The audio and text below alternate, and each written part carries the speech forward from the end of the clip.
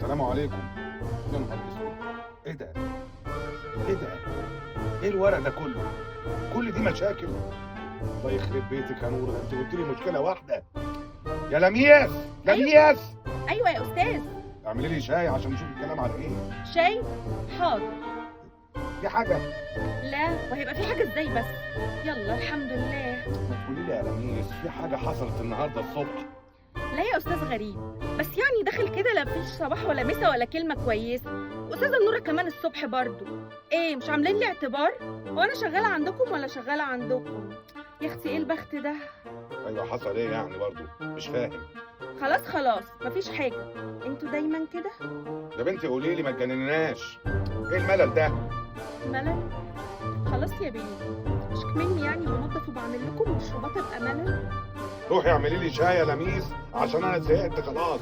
ولا اقول لك انا مش عايز حاجه خالص. يلا روحي بقى، مش عايز اشوف وشك.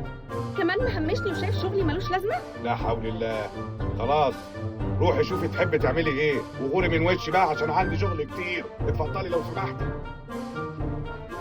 يا ساتر يا ساتر، ايه الملل ده؟ ده حياه روتينيه جدا. بصحى الصبح شغل، بنام شغل، مش بعرف اعمل حاجه، وفي الاخر باخد كام ملطوش. مش عارف اعمل حاجه، وكمان مش عارف اتجوز. مش عارف اتجوز.